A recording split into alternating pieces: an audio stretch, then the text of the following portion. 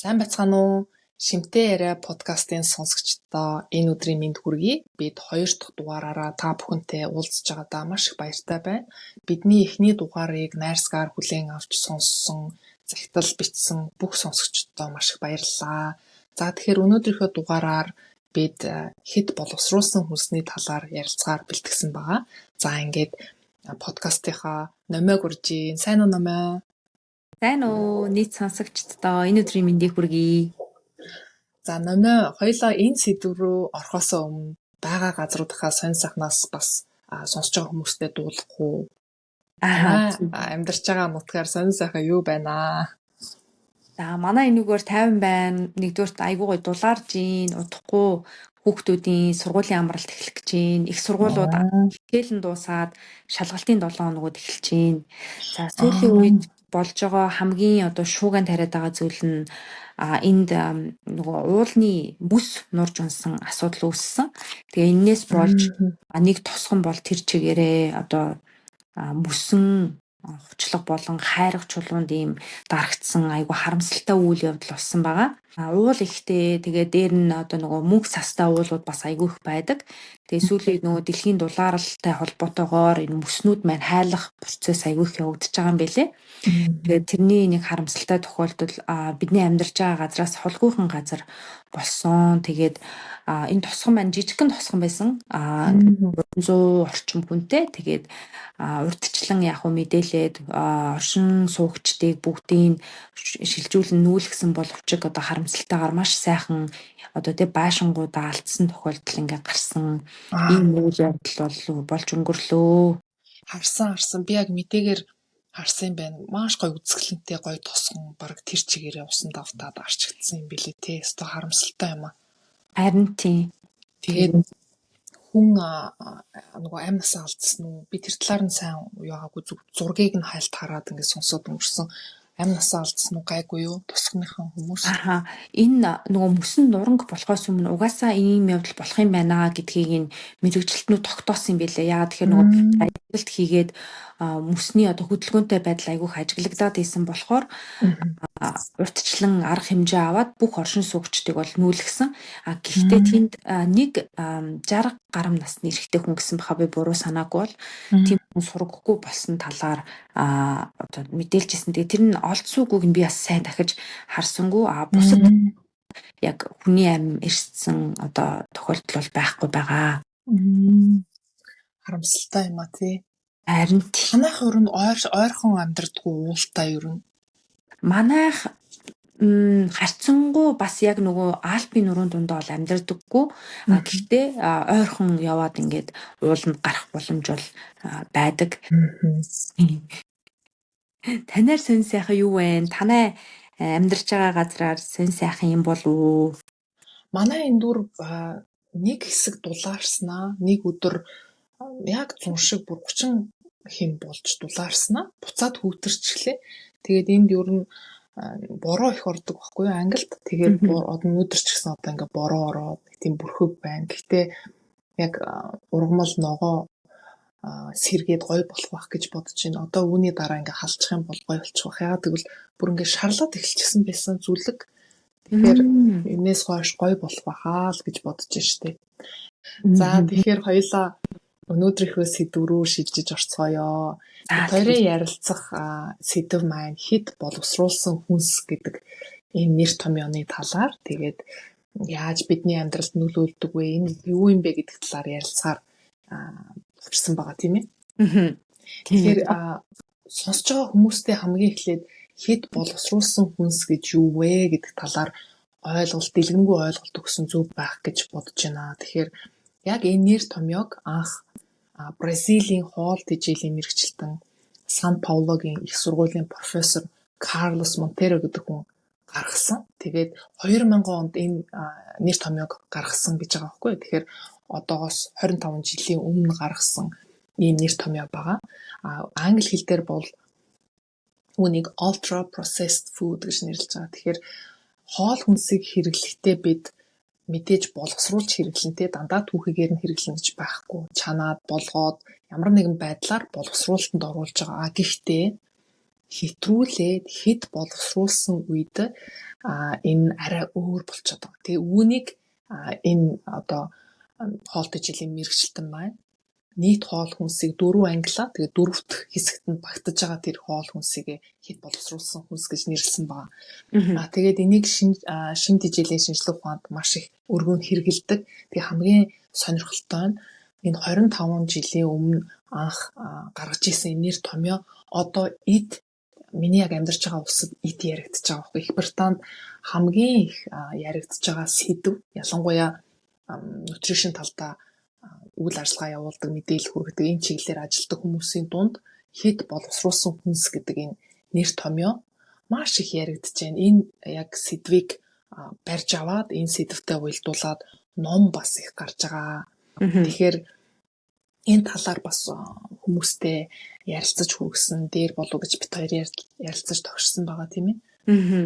Тийм. Тэгэхээр хэд боловсруулсан хүнс гэдгийг бүр энгийнээр ингээд тайлбарлаад өгөх юм бол хит их чихэр давс их агуулсан. Тэгээ хоосон илчлэг ихтэй, шим тэжээл багтай, одоо түргэн хэрэгжилж болдог ийм амттай мөртлөө тэжээллэг чанар багтай хоол хүнсийг хэлж байгаа тийм. Тэгэхээр бидний дунд хамгийн өргөн хэрэглэгддэг хэд боловсруулсан хоол хүнсний жишээ гэх юм бол за амттангууд байна. Тэр дундаа жигнэмэг, чихэр, төрөл бүрийн кремтэй бялуу, за удаанууд орж ийн, төрөл бүрийн хурдан одоо түргэн хоол гэж хэлдэг тийм. Фаст фуд гэж нэрлэгддэг шарсан төмөс, бургер, пицца, шарсан дахиа. За бас хүүхдүүд болон одоо ялангуяа Европт бас айгүй өргөн хэрэглэгддэг сериал гэж нэрлэдэг тийм өглөөний цайнууд байна. За боловсруулсан хоол хүнсний нэг сонгодог жишээ болдог. За мөн савлсан сандвич, бургерүүд, төрөл бүрийн амтлагч, соус, бэлэн хоол, за хөлдөөсөн хоол хүнс ч гэсэн одоо хэд боловсруулсан хоол хүнсний одоо нэгт ингэж орж явдаг. Гоё энгийн үгээр тайлбарлаа. Тэгэхээр энгийн үгээр яг тайлбарлахад илүү гоё ойлгомжтой тий хэд боловсруулсан хүнсийг яг өөрийнх нь хэлсэнчлэн ерөөсөө бэлэн задлаад тэрийг одоо хийх цаг орохгүй шууд худалдаж аваад уутнаас нь задлаад ингээд идчихэж болохоор тэр хоол хүнсийг хэлээд байгаа тий.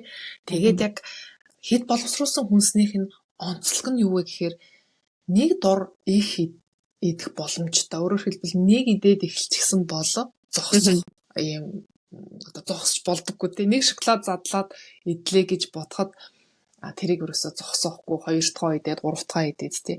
Яагаад ингэж зогсохгүйгээр идэх тэр одоо дуршлыг хөдөлгдөг вэ гэхээр тэр найрлага бүтээж байгаа тэр бүтээгдэхүүнийг бүтээхдээ угаасаа тэр найрлагыг нь бодолцохдоо тэр хүнд дахин идүүлэх сэтэл төрүүлэх маягаар одоо зохион бүтээгдсэн гэж хэлэх юм уу та.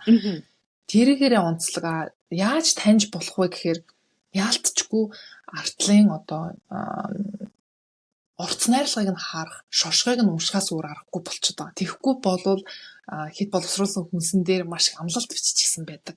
Тэгэхээр жишээлбэл хэд боловсруулсан хүнсний жишээ болгоод аваад үзэх юм бол жигнэмэг байна те. Жигнэмэг дээр ингээд аваад үзэхээр гадна талдаа эслэгтэй одоо өөрөө өгч гэдэг генийн өөрчлөлтгүй органик энтергээ бичсэн байгаа. Тэрийг хүн хараад энэ их гоё бүтээгдэхүүн байна гэд аваад гэртээ аваад ирдэг. Тэгээд нэг идээд эхлэхээр нэг дор их хэмжээгээр идэгддэг. Тэгээд орц найрлагыг нь хараад үзэхээр зөвхөн амтыг нь сайжруулах үүднээс өөрөөр хэлбэл тэр бүтээгдэхүүнийг гаргасан компани үйлдвэрлэгч тухайн бүтээгдэхүүнийг худалдаалаад ашиг олох зорилгоор одоо гаргаж байгаа. Тэгэхээр худалдаж авсан хүн түүнийг илүү хэрэгжилж авах юм бол тэр хүнд илүү ашигтай тий тэрийг гаргасан хүнд. Тэгэхээр хэрэглэгчийн үүднээс аваад үзэхээр нэг дор идэх ёстой хэмжээнээс ихтүүлээд идчихэд байгаа тэр хоол хүнсийг бид бас хэд боловсруулсан хүнсэнд оруулж болох юм. Тэгэхээр номоо чиний хувьд Швейцарт амьдарч байгаа, чиний амьдарч байгаа газар хэд боловсруулсан хүнсний энэ хэрэглээ хэр байдсан бэ юу? Энд бас нэлийн их байдаг. Ялангуяа өсвөрнсний хүүхдүүд те. За оюутнууд бол харьцангуй гайгүй харагдаад идэв. Одоо ингээд хандж байгаа оюутнууд ихэвчлэн гэрээсээ хоол айгүйх авчирдаг. Тэгээд энд ийм сандвич айгүйх хийдэг. Тэгээ нөгөө талхныхаа дунд нэг чиз юм уу те бяцлаг хавчуулаад ингээд идж байгаа оюутнууд айгүй их харагддаг. За харин ингээд өсвөр насны хүүхдүүдтэй сургууль одоо хэсэг рүү ингээд яваад үзэх юм бол илүү одоо нөгөө хит боловсруулсан хоол хүнс айгүй их хэрэгжилж байгаа харагддаг. Хамгийн энгийн жишээ одоо түргэн хоолны газрууд байдаг шүү дээ. Одоо энэ жишээ Five Guys гэдэг нэг айгүй сүүлийн үед айгүй их тийм түгэм одоо алдартай болоод байгаа гэх юм уу, тийм түргэн хоолны газар байдаг. Тэгээд би тэрний хажуугаар ингээд дандаа гарч таардаг байхгүй юу. Тэгээд цонх нь айгүй том шилэн. Тэгээд тэрүүгээр ингээд харахад тэнд үйлчлүүлж байгаа нийт хүмүүсийг аваад үзэх юм бол дийлэнх нь дандаа одоо өсвөр насны хүүхдүүд байх нь элбэг харагддаг. Насанд хүрсэн хүмүүс бол харьцангуй гайгүй тийм хит боловсруулсан хүмүүс хэрглэж байгаа нь бол харьцангуй гайгүй харагддаг. Бас бага насны хүүхдүүд яг аль газар амьдарч ийн вэ гэдгээс шалтгаалаад аюу өөр харагддаг юм. Одоо жишээлх юм бол яг Швейцар хүмүүс амьдардаг газар гэх юм уу? Тэр очихоор хит боловсруулсан хүнсний хэрэглээ бага харагддаг мөртлөө одоо гадаадууд ихтэй тий гадаад хүмүүс амьдардаг ийм дүүргүүд эдэн штэ тий. За тэнд юм болвол ингээл хүүхдийн одоо тоглоомын талбай энэ төр дээр харахаар илүү их ундааны хэрэглээ өндөртэй байдаг ч юм уу. За эсвэл одоо бэлэн хоол хүнс идж байгаа нь аюу их элбэг харагддаг. Тэгэхээр одоо энэ хоол хүнсний сонголт гэдэг маань бас магадгүй culture тий соёл тэгээд хүмүүсийн бас мэдлэг боловсрол тэгээд олон хүчин зүйлээс хамаардаг байх нь шүү дээ тийм ээ. Би яг чиний хэлж байгаа энэ жишээн дээр бас тулгуурлаад нэг юм санагдчихлаа. Манайх бас нэг хэсэг одоо Лондонгийн зүүн хэсэгт амьдардаг байсан. Тэгээд зүүн талын тэр миний амьдардаг байсан дүүрэгт болохоор нэг хэсгээр нэг ийм газраар нь нэлээд тийм одоо орлогын хувьд нэлээд бага орлоготой ийм өрхүүд нэлээд ийм бөөгнөрч амьдардаг ийм газар бас байсан. Тэгээд тэнд ингээд бас анзаарч хахад хүүхдүүдтэй бүр бага насны хүүхдүүд тэрэгэн дээрээ төрж байгаа хүүхдүүд одоо өгж байна те өгжин дотор сүү өхийн оронд ус өхийн оронд ийм шүүс хийгээд жимсний шүүс хийгээд тэгээд ингээд өгөөд нөгөө хүүхд нь өгчаад явж идэг ийм юу айгу харагддаг байсан ийм жишээ.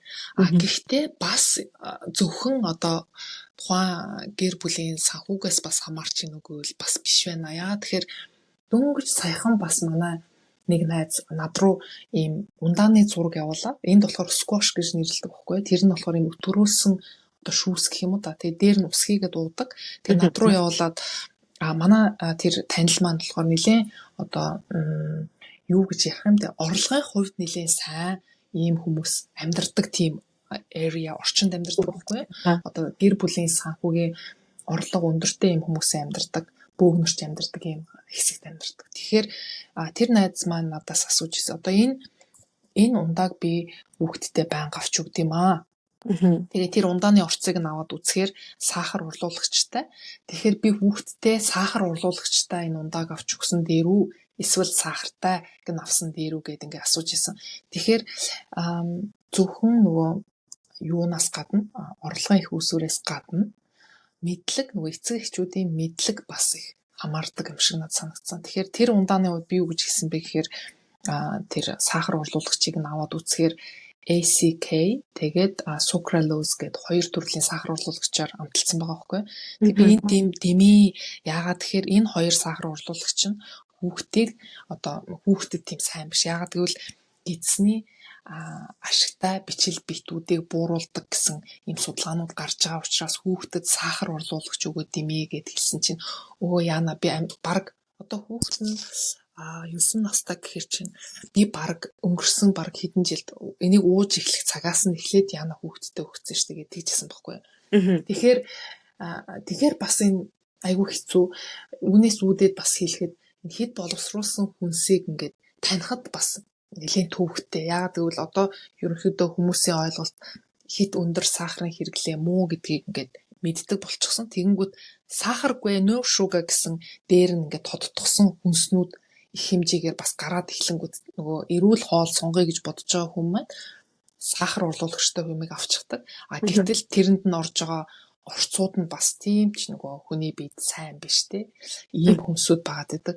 Тэгэхээр үүнтэй уялдуулаад ярихад яагаад юу н хит боловсруулсан хүнс асуудалтай юм бэ гэдэг ийм асуулт гарч ирж байгаа тий. Яагаад энэ муу юм бэ гэдэг асуулт гарч ирж байгаа. Ялангуяа хүүхдүүд дээр хүүхэд багаасаа юу н хоол хүнс нь дандаа юм бэлэн өөрөөр хэлбэл дэлгүүр тавигдчихсан шахдаг одоо бэлэнтэй ерөөс гэртээ болгох шаардлагагүй аваад шууд амруугаар шахаад ингээд уугаад хэрэглэчихдэг. Ийм хүнсээр дагнах яагаад ер нь асуудалтай юм бэ гэдэг дээр чи сонсогчдоо нэг хэлж өгөөч.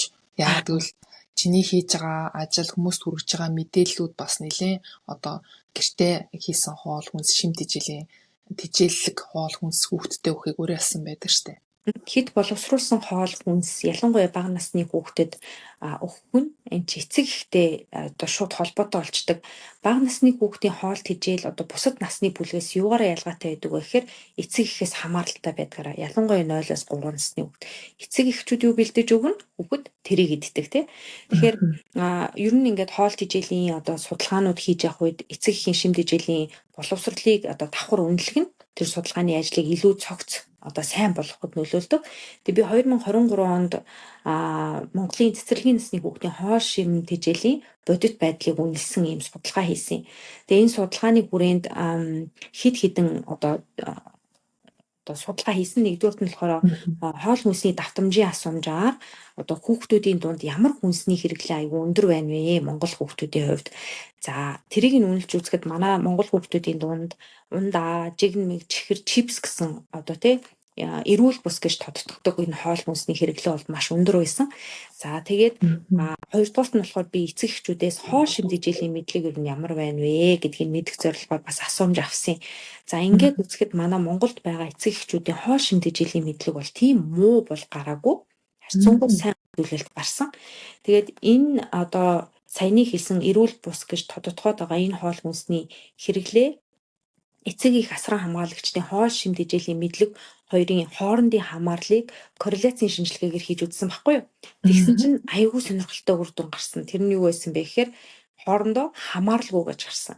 За ерөнхийдөө ихэнх одоо тий судалгаанууд дээр гардаг үр дүн юу байдаг вэ гэхээр одоо хоол шим тэжээлийн мэдлэг муу байх нь одоо эрүүл бус хоол хүнс эсвэл энэ хит боловсруулсан хоол хүнсийг одоо сонгож хэрэглэхэд нөлөөлдгөө гэсэн юм байдаг боловч за яг манай Монголын эцэг эхчүүдийн миний судалгаа хийсэн хүүхдүүдийн эцэг эхчүүдийн хувьд бол яг энэ тал дээр бол айгүй өөр ийм үр дүн гарч исэн. Өстой сонирхолтой. Тэгэхээр чиний саяны ярьсан зүйл дээр тулгуурлаа хоёр яг ийм сэдвийг хөндмөр санагдчихэв.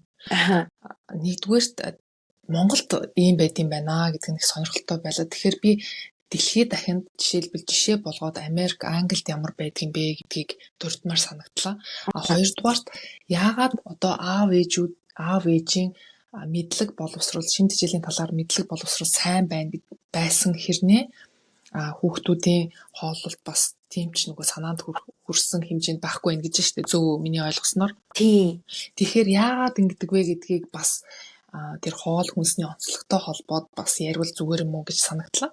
Тэгэхээр би одоо Их Британь дээр жишээ аваад үзье. Тэгэхээр энэ нөгөө The Garden гэдэг энд маш тийм сайн ардчилсан нэлээд гүнзгий шинжилгээ сурвалжлага хийдэг. Дэлхийд дахины улс төр эрүүл мэнд байгаль орчин хүний эрхийн талаар мэдээлэл хүргэдэг ийм сонирн байдаг байхгүй юу? Онлайн мэдээлэл их сурвалж thegarden.com гэдээ орох юм бол энд мэдээллүүдийг унших боломжтой. Тэгэхээр The Garden-д бичигдснээр бол энэ хит боловсруулсан хүнс нь Их Британий хувьд дундаж насанд хүрэгчдийн хоолны дэглэмийн 50-аас илүү хувийг эзэлдэг гэж байна. Тэгэхээр айгүй өндөр гэсэн үг.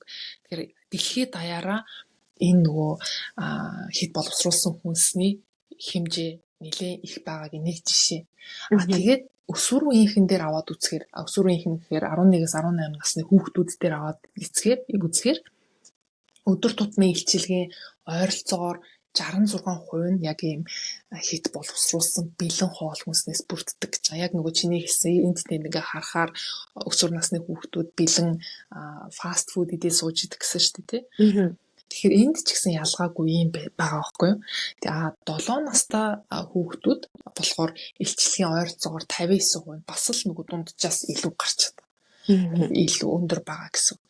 Тэгээд Америкийг аваад үзэхээр болохоор энэ болохоор JAMA гэж товчилдог. Journal American Medical Association мэдээлснээр эдгээр яг 20 жилийн турш хүүхдүүдийн хоол хүнсийг ингээд хараад дагаад явсан байгаа. Ингээд хараад үзэхээр 90 оны үед байдлаар одоо нийт хүүхдүүдийн энэ судалгаанд хамрагдсан хүүхдүүдийн 61% нь хэд боловсруулсан хүнс хэрэглэдэг байсан бол 20 жилийн дараа 70% болж өссөн байгаа. Тэгэхээр ер нь энийг нүгээрээ би бас юу хэлэх гэсэн бэ гэхээр Монгол төдийгүй ер нь дэлхийд дахинд энэ хэд боловсруулсан хоол хүнсний хэрэглээ ер нь өсөд байгаа. Үүнээс зүхтаахаас өөр аргагүй болчихсон тий бидний хувьд гараад л шууд хэд боловсруулсан хүнс үүдэн дээр бэлэн бүх дэлгүүрт ингээ өрчихсөн байж идэг. Тэгээд одоо ээж аавууд эцэг эхчүүд энэ талаар мэдлэгтэй. За хэд боловсруулсан хүнс гэхээр одоо бэлэн гомн ч юм уу эсвэл хям тэгээ буудалтай бэлэн сахартай ундаа авч уугаад ах ер нь тийм муу юм байна гэд ерөнхийдөө мэддэг. Гэхдээ яагаад сонгочоод байна вэ гэхээр энэ миний бодлоор хэд боловсруулсан хүнснүүд маань өөрсдөө ийм дахин идүүлэх тийм шинж чанартай. Яагаад тэгэхээр одоо жишээл дангаараа байгаа нөхцөл сахарыг дангаар нь аваад үзэхээр ширээнийхээ урд хүн сахар уулж тавьчаад эсвэл 9 чихрийг халбагдаад идээд идэггүй. Тосыг 9-ийн тосыг ингээ уугаад байхгүй. Сахар, тос, гурил тэгээ дээрэс нь өөр амтлагчуд нэмээд өнгө будаг нэмээд гой болгоод тэгээд ийм гой шажигнсан ууданд хийгээд дэлгүүрийн лангуун дээр тавиад одоо тэр хүнсээ хүүхэд юм уу насанд хүрсэн хүн ч юм аваад задлаад хэрэглэхээр дахиад идмээр санагддаг. Тэгээд ийм байдлаар нөгөө одоо донтолт гэж хэлэхээр бас буруу болчиход байгаа юм аа. Донтох биш. Тэр хоол хүнсийг дахин шинж чанар гэдэг нь гоё юм уу? Таны сая нээлсэн шинж чанар. Дахин яг үн автуулаад тэгээд дахин идэх тэр шинж чанартай учраас өөрөө ирэхгүй ингээд сонгочоод идэг. Одоо өөрөөр хэлбэл дотроос нь бидний биеийн одоо дотроос нь дахиад идэх гэдэг энэ мэдээллийг өгөөд идэг гэсэн. Тэр нь допаминтай холбоотой. Жишээлбэл бид нэг гоё амттай зайрмаг гэдлээ гэхэд тэрийг бидний бие тарих тогтоогоод авлаа те энэ өстой гоё амттай юм байна шүү гэд.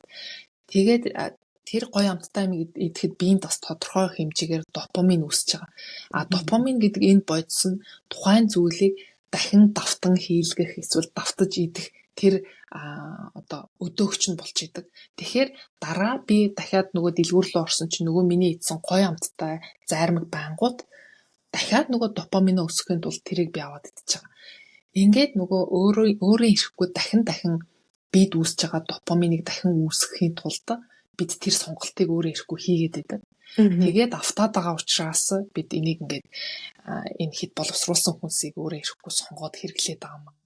Тэгэхээр одоо нөгөө нэг хэд боловсруулсан хүнсийг ингээд дахин хэрэглээд байх нь ямар нөлөөтэй байдаг юм бэ гэдэг талаар ярьсан зүгээр бах тий.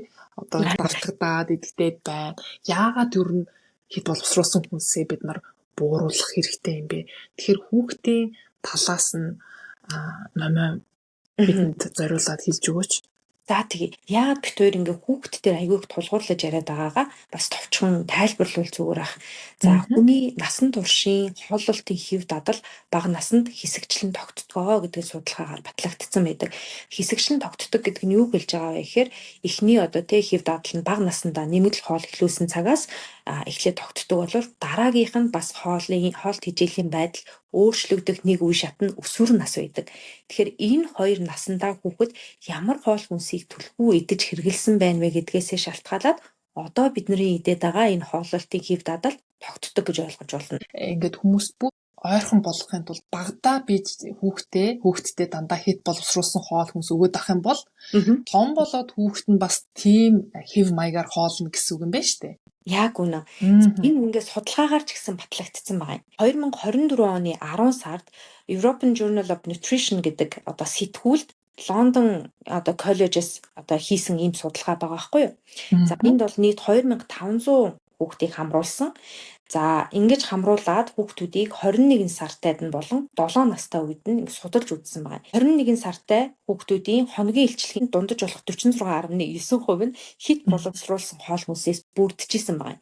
7 нас хүрэхэд энэ хувь нь 59.4% болж өссөн. Тэгэхээр буураагүй бүр өссөн байгаа байхгүй юу? Хүүхэд багада хит боловсруулсан хоол хүнс одоо хэрэглэж дадах нь тэр одоо хооллолтын хэв дадлаа томорсон ч гэсэн хадгалж үлдэх боломжтой байдгийн байна гэдгийг ингээд тогтоосон байгаа юм. Тэгэхээр бид нар хүүхдийнхаа ялангуяа энэ хит боловсруулсан хоол хүнсийг бид нар урт хугацаанд одоо давтамж ихтэйгээр хэрэглэх юм бол эрүүл мэндэд одоо сөрөг нөлөө үзүүлэх эрсдэл нь нэмэгдэж байгаа тий. Тэгэхээр бид нар хит боловсруулсан хоол хүнсийг одоо хамаагүй өгдөг, их хэмжээгээр өгдөг байх юм бол хүүхэд нь яг тэр загвараа хадгалаад насан туршдаа авч явна гэсэн үг. Тэгэхээр бидний нөгөө ээж аавын үүрэг рол маш их байна тий. Одоо хүүхдээ ямар хэв хандлагатай яаж хоолдог болох вэ гэдэгт бидний үүрэг бас их байна. Тэгээд орчны нөлөө бас их байна. Тэгээд ер нь ийм хэлбэрээр хооллоод байх юм бол цаашдаа зөвхөн нөгөө халдварын бус гаралтай энэ өвчин эмгээс гадна сэтгцийн эрүүл мэндэд бас нөлөөлдөг гэдэг нь одоо судалгаа шинжилгээр харагдаад байгаа нь бас хүмүүст бас тэр бүхэн мэддэггүй тийм сэтгцийн эрүүл мэндийг бид хоол хүнстэй ерөөсө холбож ойлгодоггүй. Гэтэл хит боловсруулсан хүнсээр дагнаад хооллоод яваад байх нь сэтгэл түгших, дээрэс нь бусад төрлийн сэтгцийн эмгэгүүдийн эрсдлийг 48-аас 53%-аар нэмэгдүүлдэг. Тэгэхээр бид одоо амдаа орж байгаа хоол хүнсэндээ бас тодорхой хэмжээгээр хяналттай өөрийн ирэхгүй одоо энэ дээр хяналт тавихаас өөр аргагүй болчиход байгаа. Ялангуяа орчин үед бид ямар орчин нөхцөлд амьдарч байгаа билээ. Агаарын бохирдолтой, стресс өндөртэй, тэгээд гар утасны хэрэглээ өндөртэй. Энэ бүхэн бас нөгөө anxiety буюу сэтгэл түгшилтэнд нөлөөлж идэг. Тэгээд үүн дээр нэмээд одоо хамгийн чухал давталттай хийдэг зүйл маань хоол хүнс идэхтэй. Тэгээ үүнийгээ бас анхаарахгүй бол бидний хүүхдүүдийн бид нарын өөрсдийн сэтгэл санааны байдалд бас нөлөөлдөг байх нь шүү дээ. За тэгээд нөгөө таны түрүүн асуусан асуултанд дахиад эргэж ороод хариулахад хүүхдүүдтэй хит боловсруулсан хоол хүнсийг өгөхдөө ямар аргуудыг ашигладаг? Ер нь өөрийнхөө хоол хүнсэнд ганцхан хүүхэд гэхгүй гэр бүлийнхаа хоол хүнсэнд энэ хит боловсруулсан хүнсийг хэрхэн ухаалгаар гэх юм хэрэглэхээр бас өөрийнхөө жишээг дурдъя гэж бодож байна. За нэгдүгээр болохоор би 80-20 гэсэн дүрмийг айгүйх баримтлах дуртай. За тэрний юу вэ гэхээр 80% нь одоо гэрийн хоол болж өгвөл за 20% нь хит боловсруулсан хоол хүнс гэсэн зарчмыг баримтлах дуртай. Тэгэхээр юу гэсэн үг вэ гэхээр 7 хоногийн одоо турш одоо гэрийн нөхцөлд одоо бэлтгэсэн төрөл бүрийн хоол хүнстэй чансан маах одоо жигнэсэн ногооч гэдэм эсвэл төрөл бүрийн үр тариагаа хангалттай сайн хэрэгэлсэн бол амралтын өдрөөр пицца, бургер, за эсвэл шарсан дахиа идэхэд бол асуудал үүсэхгүй гэж боддог. Тэрийг идэхдээ ямар нэгэн стресс авдаггүй гэсэн үг. Яг л 80% нь би гэртээ хоолоо идсэн, хүүхдүүд маань гэрийнхэн хоолыг идсэн байгаа болохоор тэр 20%-ийг бол ерөөсөө тэгэж айцсаар бүлээж авдаггүй. Аль болох enjoy доод хамтдаа гоё ярилцаад ингээд идэхийг хичээдгээ. За хоёрдугаар гэх юм бол би сүүлийн одоо бараг 2 жил орчим болж байна. Хүүхдүүдтэйгээ хамт хүнсээ цуглуулах энэ ажлыг хийж байгаа. 7 хоногт нэг удаа яг хүүхдүүдтэйгээ хамт хүнсээ цуглуулдаг. Тэгээ хүүхдүүдээ гоё оролцуулна гэсэн үг юм байна шүү дээ. Хүнсээ цуглуулж явахдаа хүүхдүүдтэйгээ хамт яг үнэ.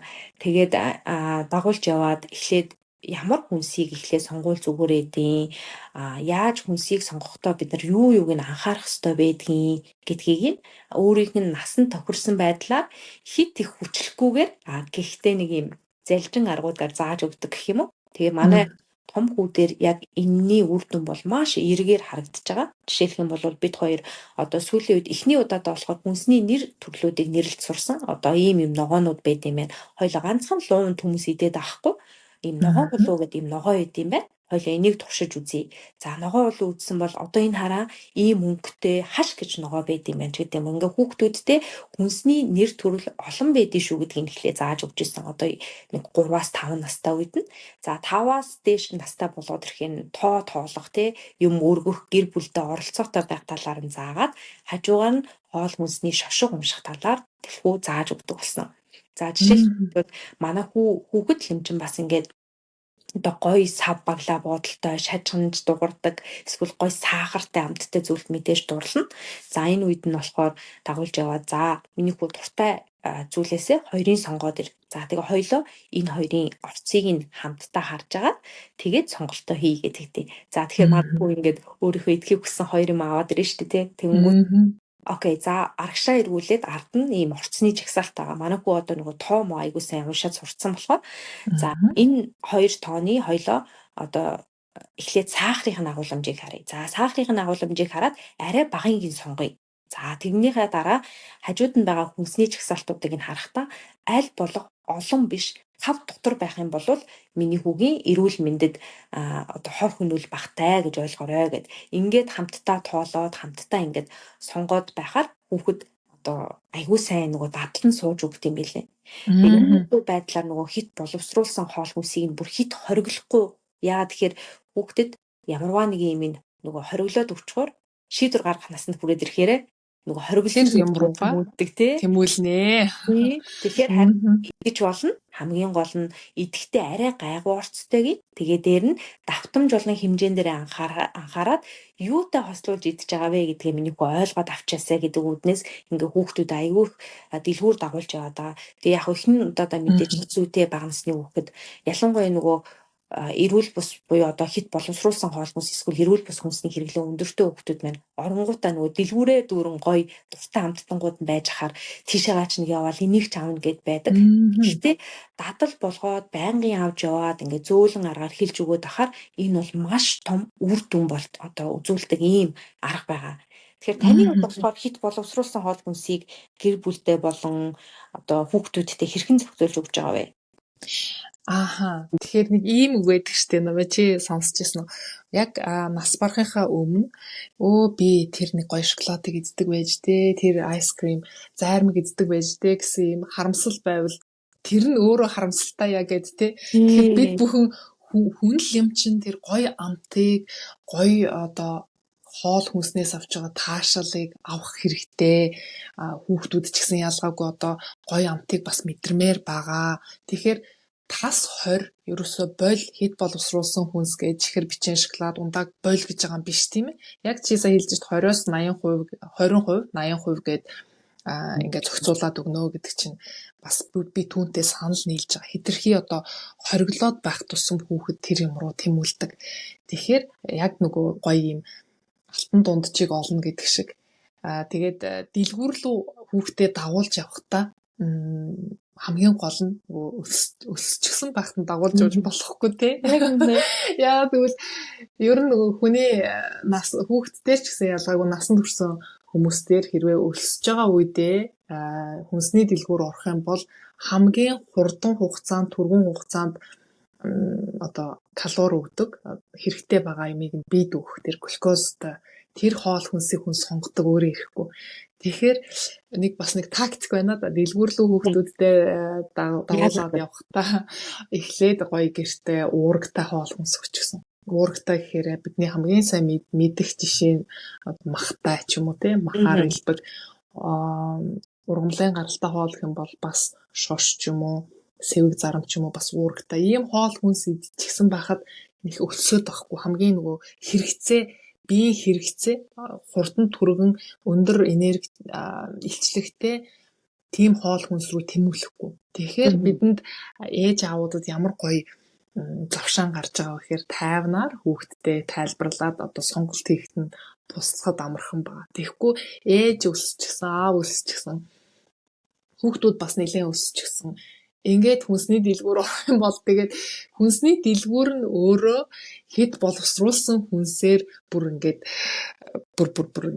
ядчихад тэр хэд боловсруулсан хүнснийх нь өнгө одоо дизайн тэр пакэжийн гадна талын тэр сав баглаа боодлонч гоё тэгээд дээрэс нь нөгөө бидний бие тэрийг тогтоогод авчихсан байгаа шүү дээ. Өмнө нэг амсцсан бол энэ гоё шүү гэдэг. Шууд тэрлүү явдаг.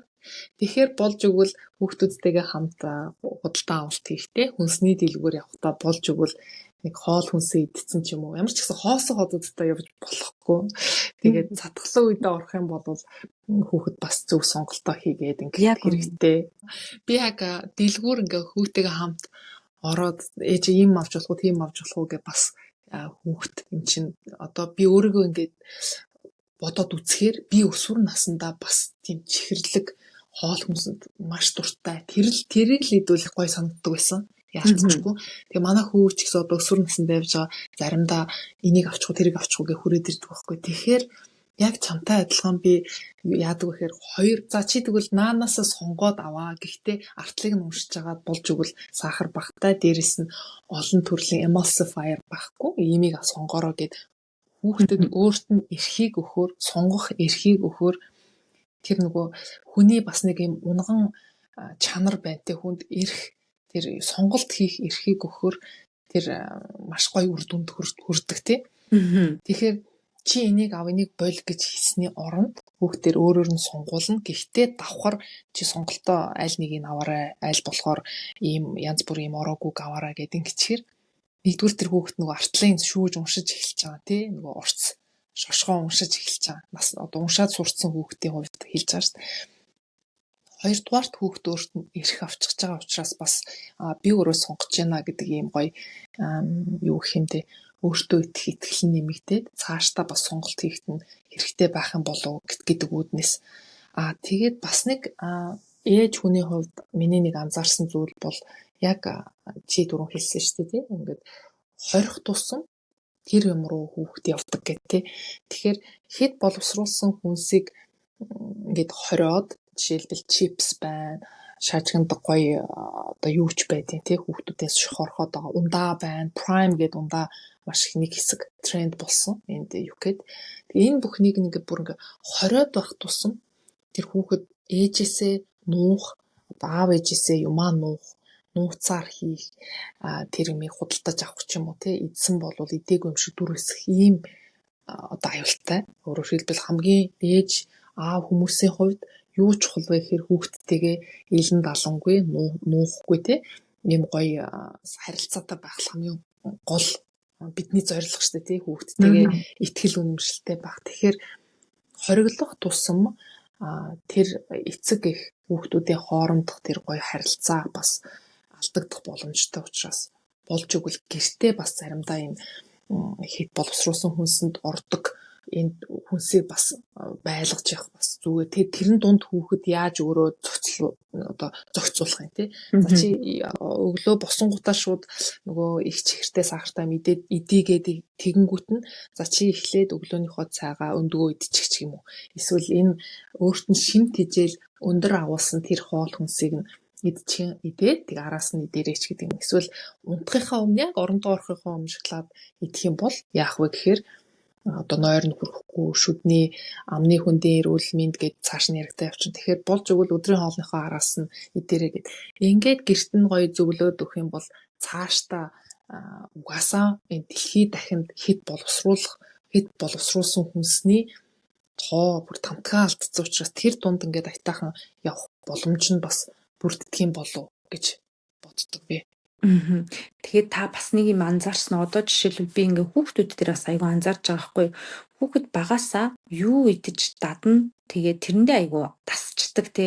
Жишээлбэл хит их юм нөгөө одоо би ингээд нөгөө кекс билүү энтрийг нь ер нь дандаа гэртээ хийж өгдөг байхгүй. Баяраар ч гэсэн манайх ер нь билүү ерөөсөө авдаггүй. Тэгээ дандаа гэртээ өөрөө хийж өгдөг. Тэгэнгүүт надад сүүлийн үед ингээ анзаарчихсан зүйл нь юу вэ гэхээр дэлгүүрийн билүү юм уу эсвэл ингээд худалдан авалт хийсэн одоо тий бекринээс авсан билүүг манай хоёр хүүхэд сайн идэж чадахгүй лээ. Айгуу хурц амттай байна гэд. Наггүй шууд тэгж аахгүй. Ээж энэ амар хурц амттай байна. Би зүгээр таны хийснийг идэх үү гэдэг. Амар баярлсан. Тэгээ нөгөө талдаа анзаарсан зүйл нь хүүхэд ингээд багасаа ямар амтыг мэдэрч үсэн тэрэндээ тасчт юм байна гэдэг. Бидний амтлах мэдрэхүй маш амархан идж байгаа хоол хүнсэндээ дасан зохицдог тэрийг хүлээж авч байгаа тэр амтлах мэдрэхүй маань өөрчлөгдөж идэг. Тэгэхээр хүүхдүүдийн хувьд ч гэсэн одоо хүүхдүүдийг бид энгийн үгээр бодоод үзэхээр энэ хорвоо дээр төрөөд бидэнтэй харьцуулахад шинэхэн одоо шинэ хүмүүс ч дээ хүүхдүүд гэдэг нь бүх юм дөнгөж бүрдэж байгаа хөгжлийнхөө явцад байгаа. Тэр үед нь юуг танилцуулаад байна, яагаад байна гэдгээс одоо хүүхдийн наацх нь амтлах мэдрэггүй хамааран цаашлаад бичил битийн орчин хамаарч байгаа. Тэгэхээр би яг өмнө нь бас маш их хэмжээний бэлэн хүнс хэрэгэлдэг байсан, хэд боловсруулсан хүнсэнд их дуртай. Өөрөөр хэлбэл амтан дээр суурлаад л цонголтоо хийчихдэг. Энэ гоё амттай юм чи энэ л гоё юм байх гэж боддог. Артлын тэр хаягн дээр, шошгон дээр байгаа юмыг өрөөс өмөршдөггүй ийм явсан үе надад бас байгаа. Тэгэхээр яг ийм байдлаар хооллоод байхаар хэд боловсруулсан хүнсний нэг онцлог нь хиймэл амтлагчуд нэлээд их нэмсэн байдаг. Гоё амттай, гоё үнэртэй болгохын тулд. Тэгэхээр жишээлбэл нэг бэлэн ийм гялгууртанд боосон юм одоо кексик те задлангууд шууд нэг гоё үнэр гарч эхэлдэг те. Тэгэхээр тийм гоё үнэрийг, тийм гоё амтыг өхийн тулд flavoring гэдэг амтлагчуд их нэмчихсэн байдаг. Энэ бас хэд боловсруулсан хүнсийг таньж болох нэг жишээ. Яг уу ванила нэмж болно. Ванила бол гоё үнэртэй, cinnamon нэмж болно. Энэ байгалийн гаралтай үнийг ийм нэмэлтүүдийг хийж байгаа юм биш шүү. Яг одоо лабораторид гаргаад лабораторид жишээлбэл гүзээлцгэний үнэртэй төстэй үнэр амтыг гаргаад тухайн бүтээгдэхүүн дээр нэмчих юм бол тэр маш гоё үнэртэж байгаа. Тэгэхээр ийм хоол хүнсийг идээд дасчихсан хүүхэд тэрийг нэхэж эхэлдэг. Тэр л гоё санагддаг. Тэгээд яг жинхэнэ газраас ургасан бүхлээрээ байгаа бүтцэн матрикс нь алдагдаагүй ийм одоо хоол хүнсийг идэхээр нөгөө нэг гоё амтанд нь хүрж өгдөггүй. Ингэхээр одоо жинхэнэ одоо хөрснөөс ургасан, хурааж авсан ногоо жимсээ голоод яг л үйлдвэрийн аргаар гаргасан тэр хоол хүнсээ идэх гэдэг. Нэгдүгээрт нь тэр, хоёр тэгэхээр бидний бас бидэнтэй давхар цуг хоолж байгаа жижигхэн бичил биетүүд бас бидний гидсэнд оршиж байгаа гэдгийг санах хэрэгтэй. Тэгэхээр юу идэж ууж байна бэ? Давхар гидсний орчинд байгаа, бүдүүн гидсний орчинд байгаа тэр бичил биетүүдэд давхар хооллож явж байгаа. Тэгэхээр тэр дотроо байгаа тэр бичил биетүүд маань бидний идэж байгаа хоол хүнсээс бас хамааралтай байна гэсэн үг. Хэрвээ дан бодолтой бэлэн хоол хүнсээр хооллоод ах юм бол бичил биетүүдийн ашигтай хэсгүүд нь бас буурч эхэлдэг. Яагаад гэвэл гидсний бичил биетүүд маань ургамлын гаралтай, үр тариа, самар, бүхэл үр тариад маш дуртай. Яагаад гэвэл тэнд эслэг гэдэг зүйл агуулгадж байгаа. Тэр эслэг гэж нэрлэгдээд байгаа зүйлийг энэ бичил биетүүд нь эсэлдүүлж боловсруулаад өөрөөр хэлбэл давхар хоолно гэсэн. Тэгэхээр тийм юм байхгүй. Одоо хэд боловсруулсан хүнсэнд бол эслэг нэлээд бага. Ер нь нэлээд бага байдаг. Эслэг бараг байхгүй юм бүтээгдэхүүнүүд дийлэнх нь байгаа. Жишээлбэл ундааг аваад үзэгдэж тэр ямар нэгэн бэлэн задлаад идчихдэг хоол хүнсийг аваад үзэхээр эслэгийн агуулмж багтаа. Тэгэхээр одоо нөгөө бичил биетүүд маань эслэггүй юмар хоолж байгаа бичил биетүүд нь илүү давмгай болчихно гэсэн. Өөрөөр хэлбэл муу бичил биетүүд нь давмгай болохоор одоо эргээд эсэргүүцэл бас сулрах, давлаа муудах ийм шинж тэмдгүүд илэрч эхэлж байгаа. Яагаад гэвэл бичил биетүүд нь дотроо хүний биед ашигтай зүйлсийг бас үйлдвэрлэж гаргаж өгдөг. Тэр нь жишээлбэл цус бүлэгнүүлэхэд хэрэгтэй витамин К, эсвэл short chain fatty acids гэж нэрлэгдэж байгаа. Бас тэр бүдүүн гидсний орчинг эрүүл байлгадаг, гидсний орчинг эрүүл байлгадаг цаашлаад гидсний орчингийн тэр хамгаалах чадварыг нэмэгдүүлж өгдөг. Энэ нэгдлүүдийг үүсгэж өгдөг учраас бид бас давхар дотортлын тэр бичил биетүүдэд бодолцож хооллого. Тэгээд хүүхдүүдийнхээ гидсийг энэ бэлэн хоол хүнсэнд биш, аль болохоор гэртээ хийгээд өөрснөө бэлдэх энэ хоол хүнсэнд тасгах нь ер нь их сайн ба. Хэрвээ ингэж чадах юм бол хорт хавдрын эрсдлийг жишээлбэл өндөвчний, хөхний хорт хавдарт өртөөд үүнээсээ болоод нас барах эрсдлийг тодорхой хэмжээгээр бас бууруулдаг. Өөрөөр хэлбэл хэд боловсруулсан хүнсээ бууруулах тусам хавдрын эрсдэл бас дагаад буурч идэг. Тэгээд хэд боловсруулсан хүнсээ бас бууруулах тусам чихрийн шижин хэв шинж өвчний эрсдэл бас дагаад буурч идэг. Тэгэхээр ultra processed food буюу хэд боловсруулсан хүнсийг хэрэглээгээ ерөөсө 10%-аар нэмэгтэл энэ одоо бидний нэрлж заншсанаар сахарын өвчин гэж яриад байгаа тийм. Энэ болохоор хэд бол хоёрдугаар хэлбэрийн чихрийн шижин. Энэ үүний эрсдэл нь 17%-аар нэмэгддэг гэж байгаа дагаад. Тэгэхээр айгүй том нөлөө үзүүлэхээр багаз Гэртээ бид юу сонгож хэрэглээд байна. Тэрийг дагаад тэгээд чи бид хоёулаа нэг нэвтрүүлэг үзсэн тий. Яг энэ BBC панорамагаар явуулсан тэр болохоор ямар нэвтрүүлэг байсан бэ гэхээр бага насны хүүхдүүдэд байнгын одоо бэлэн шууд шахаад ингээд пауч гэж англи хэл дээр бол пауч уут гэх юм уу та. Пластик уутанд хийчихсэн бэлэн юм хоол хүнснүүд нэлээх байдаг байхгүй. Тэгэхээр энэ хоол хүнсээр багаас нь ингээд дадуулчаар хүүхэд нөгөө нэг ингээд мах зулгааж идэх ч юм уу тий. Яг ингээд байгалийн уламжлалт тэр гой хоол хүнсээ голж эхэлдэг гэдэг. Тэгээд энэ нэвтрүүлэг дээр нэлээд сайн ярилцсан байсан бол тэгэхээр тэр нэвтрүүлгийг чи юу гэж бодсон бэ? Тийм. Би бас тэр нэвтрүүлгийг үзсэн BBC-гээс гаргасансэн тий. Тэгээд 60 одоо нөгөө жимсийн нухшаас 37 хит их сахарын агуулмж өндөртэй. Тэгээд дотор нь агуулгадж байгаа C амин дэмийн хэмжээд үзсэн чинь бараг байхгүй байна гэсэн тийм одоо нөгөө бодит үр дүн гарсан байсан тийм. Тийм болохоор энэ бол айгүй том асуудал болж ийн гэж харсан. Тэгээ бас саяны энэ Английн судалгаатай холбогдуулаад Америкт бас нэг судалгаа хийсэн юм байлээ. Тэр нь болохоор 2024 оны 8 сард Nutrients гэж сэтгүүл дээр гарсан байгаа байхгүй юу. Тэгээд энэ Америкийн нэгдсэн улсад одоо супермаркетууд болон том дэлгүүрүүдээр худалдаалагдаж байгаа 651 төрлийн нэрэ болон бага насны хүүхдүүдэд зориулсан хоол хүнсийг авч шинжилж үзсэн байна. Тэгээ энэний гол зорилго нь юу байсан бэ гэхээр Дэлхийн эрүүл мэндийн байгууллагаас бага насны хүүхдүүдэд өгөх одоо нөгөө шимт бодисуудын зөвлөмж хэмжээнд нь нийцэж гин үгүй юу гэдгийг нь шалгаж үзсэн байгаа байхгүй юу. Тэгсэн чинь айгүй харамсалтай үр дүн гарсан нь нийт бүтээгдэхүүнүүдийн 60% нь Дэлхийн эрүүл мэндийн байгууллагын шаардлагыг ерөөсөө хангаагүй. Тэрний үсээр бүр задлаад аваад үзэх юм бол 70% нь одоо уургаар хангалтгүй байсан. Тэгээ уургийн агуулмж багтай. Тийм 44% нь бүр хит их сахартай, 20% нь хит их давстай байсан. За тэгээд бүр дахиад сандармаар үр дүн гарсан нь юу байсан бэ гэхээр 99% нь нөгөө эрүүл органик тэгээд генийн өөрчлөлтгүй гэсэн шошгууд байдаг штэ тий.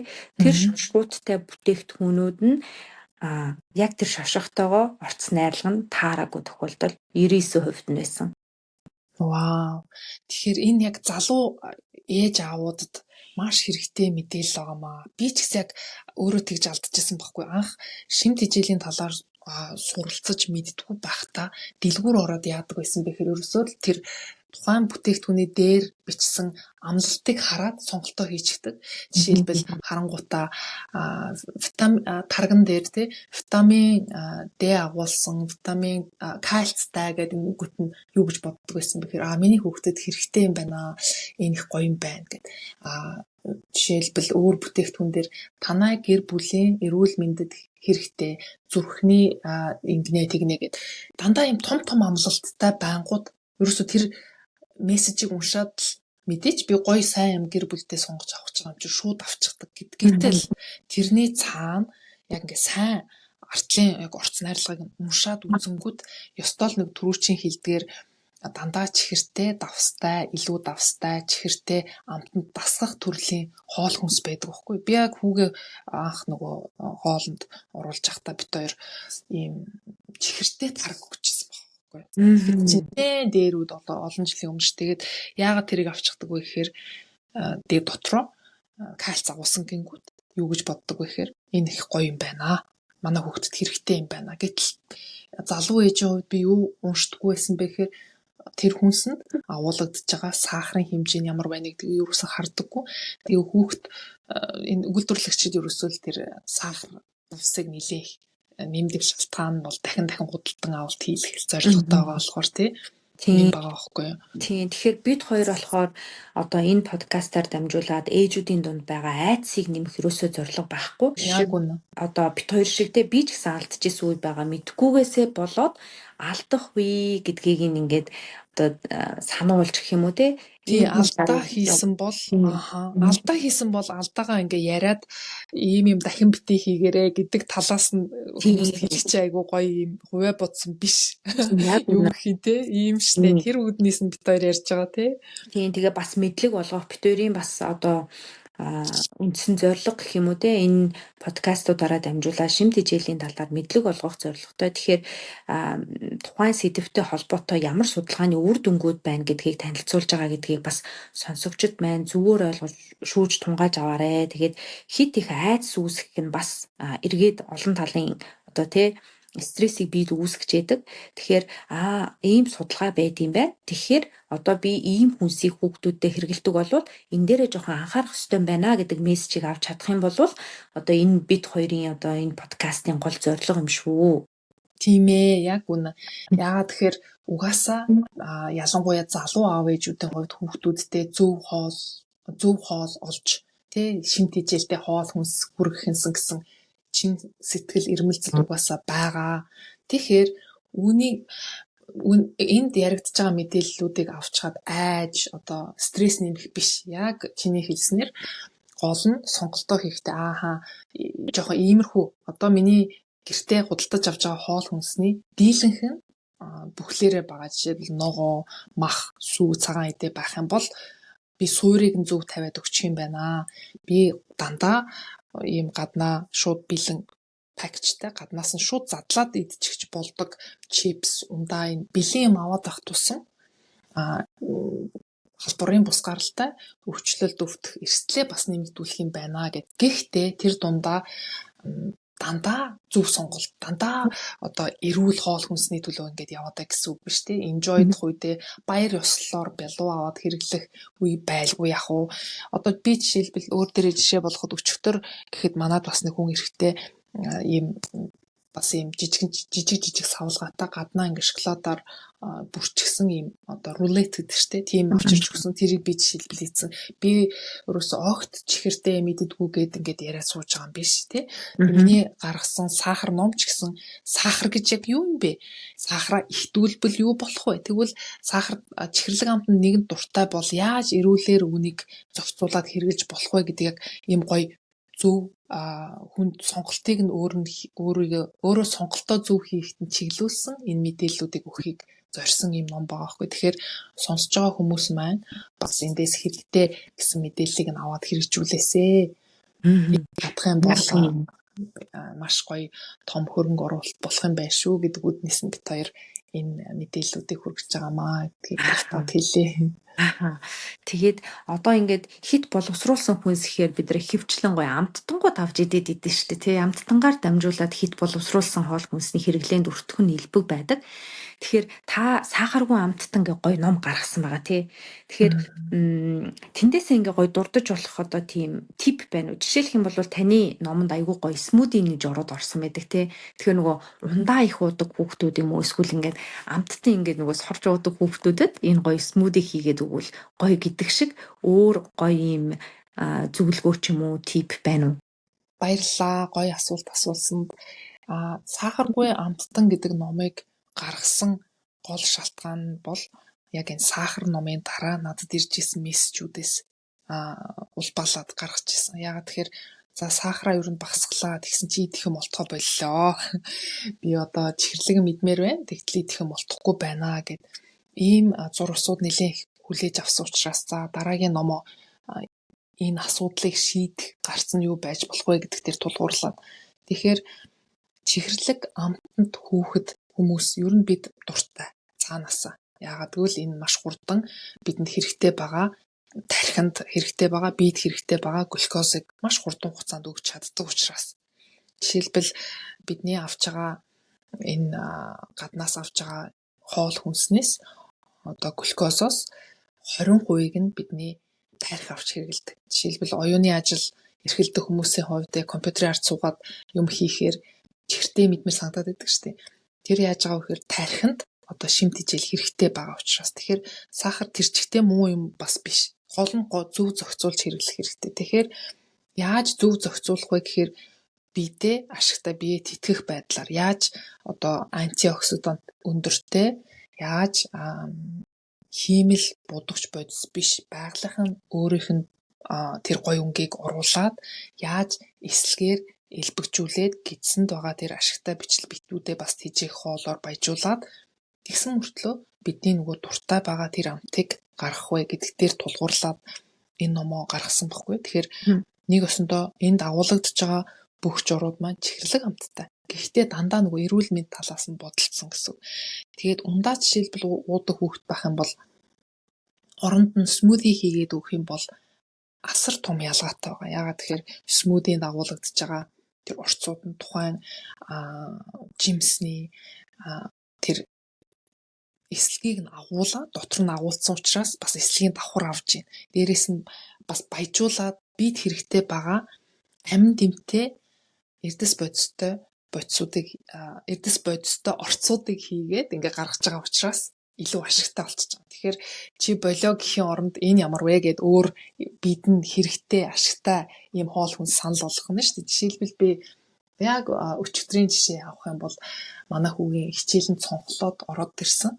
Тэгээд би тэр хооронд би чамд смузи хийгээд өгөх гэсэн чинь зат хийгээд тэгээд смузиндээ би бас юу авуулсан бэ гэхээр дотор нь овёс нэмсэн байгаа. Тэгээд овёс болохоор бас эслэг агуулдаг. Тэгээд бид нар ийм эслэгтэй хоол хүнс хэрэглэх тусам бид орж ирж байгаа тэр хортой зүйлсийг хэрэггүй зүйлсийг одоо бичил хуванцар гэж нэрлэдэг байгаа микропластик бидний одоо бид орж ирээд байгаа өөр ирэхгүй. Тэгэхээр тэрийг гадагшлуулахад энэ эслэгтэй хоол хүнснүүд нь маш хэрэгтэй байдаг учраас дуртай хоол хүнсээр нь дамжуулаад би бас хүүдээ хэрэгтэй юмыг өхүүднээс нь смузи хийж өгч байгаа байхгүй.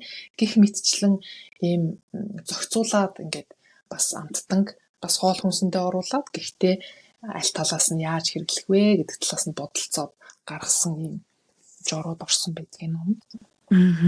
Би тэгэхээр асуусан асуултанд зөв хариулж чадсан уу үгүй юу? Маш гоё ойлгомжтой хариулт өгсөнд баярлалаа. За ингээд бид хоёрын подкаст маань нэлээд төгсгөл шат руугаа орж байна. Тэгээд би танаас нэг асуултыг одоо сонсогчдод маань хариулж өгөөсэй гэж хүсэж байна. Тэр нь юу вэ гэхээр бид нар энэ хит боловсруулсан хоол хүнсийг одоо бууруулах хэрэглээгээ багасгах нь ямар эерэг одоо үр дүн авчрах вэ? За ёстой чухал асуулт байна. Ер нь одоо ингээд хүмүүс анзаарч байгаа бах. Янз бүрийн diet дээгүүд байгаа тий. Жишээл paleo diet, carnivore, эсвэл vegan. За тэгээд төрөл бүрийн янз бүрийн трендд орж ирдэг, буцаад гардаг төрөл бүрийн юм дээгүүд байгаа хоолтой холбоотой. Тэгэхээр энэ бүх дээгүүдийг анзаараад үзэхэд хамгийн их үр дүн авчирж байгаа дэг нь ямар байдг вэ гэхээр хит боловсруулсан хүнсийг ерөнхийд нь багасгачихсан. Өөрөөр хэлбэл лангуун дээрх бэлэн хүнсийг идж байгаа хүн бол тэргээ бууруулснараа илүү сайн үр дүнг авч байгаа тэр дээгүүд байгаа байхгүй. Бүх дээгүүдийн одоо хамгийн төстэй онцлог нь тэр байгаа. Тэгэхээр хит боловсруулсан хүнсээ бууруулах тусам халдварын бус гаралтай өвчнүүдийн эрсдэл буурдаг хамгийн гол үзүүлэлт нь тэр. За хоёрдугаар сая дэг гэдэгтэй холбогдуулаад хэлэхэд биеийн жинг хэвийн жингд аваачхад тусалдаг хамгийн гол үзүүлэлтүүдийн нэг нь хит боловсруулсан хүнсний хэрэглээгээ бууруулах байдаг. Тэгэхээр том ийм observational ажиглалтын судалгаануудыг бас ингээд хараад үзэхээр хит боловсруулсан хүнсээ их идээд байгаа хүмүүсийн жин дагаад өсөд байдаг, хит боловсруулсан хүнсээ багасгаад гэртээ хоол хүнсээ бэлтгээд идэж ууж байгаа хүмүүсийн жин эрүүл буюу одоо өөрийнхөө хүссэн жингээ барих боломж нь нэмэгдээд байдаг. Тэгэхээр хит боловсруулсан хүнсээ бид багасгах тусам яах вэ гэхээр жингээ хэвийн хэмжээнд байлгах юм байна. Гэтэл жин илүүдээд илүүдэл жин болон хит их жинтэй байх нь эргээд нөгөө түрүүчийн ярьсан хавдар тий одоо ментал сэтгэл зүйн асуудал энэ бүх эрсдлүүдийг дагаад нэмэгдүүлээд байдаг учраас бид болж өгвөл гэр бүлдээ хувь хүн тэгээд цаашлаад хүүхдээ багаас нь хит боловсруулсан хүнсийг нь багасгаад гэртээ гоё өөрсдийнхөө хоол хүнсийг бэлдээд идвэл их сайн байна. Монголд ялангуяа энэ бол их сайн байдаг гэж би ажигладаг байхгүй. Ягаад гэвэл гадаадд ингээ амьдарч байгаад Монголд очихоор бас нэг юм ажиглалт төрдөг штэ хүнд. Тэгэхээр Монголд ингээд очингууд айл болгон оройн хоолоо ядаж тий гэртээ хийгээд иддэг. Одоо ингээл хүмүүсийн таксинд ороод эсвэл гудамжинд ингээ ярьж байгаа хүмүүсийн яриаг харахаар махаа гаргасан уу, махаа дэвтээсэн үү, хоолоо хийхэд бэлдсэн үү, гурилаа зуурсан уу гэж ярьж байгаа. Энийг би маш том давуу тал гэж боддог. Яагаад гэвэл гэртээ ядаж өдрийн тур шидэж байгаа хоол хүнснээс дийлэнхийг нь тий гэртээ хүмүүс хийгээд идэж байна. Энэ бол манай монголчуудын хувьд бол маш гоё том давуу тал. Ээжүүд хүүхдтэй гарын хоолоо хийж өгч байна. Бантан гэл муулаад идэг. Гэхдээ гэртээ хоол хүнсээ хийсэн нь дэлгүүрээс бэлэн задлаад хүүхдтэй өгж байгаа хоол хүнснээс хамаагүй дээр байдаа. Түрүүчийн бит хоёрын ярьсан сэдвүүдийг эргээд бодох юм бол бодсон ч тэр тий. Би бол ингэж хэлмээр байна. За тэгэхээр өнөөдрийн подкастын дугаарыг дуустал нь сонссон сонсогчдоо маш их баярлалаа. Бидний дараагийн дугаар social trend болон шинжлэх ухаан гэсэн сэдвтэй. Тэгэхээр дараагийн дугаараараа уулзцгаая. Түр баяртай. Баяртай.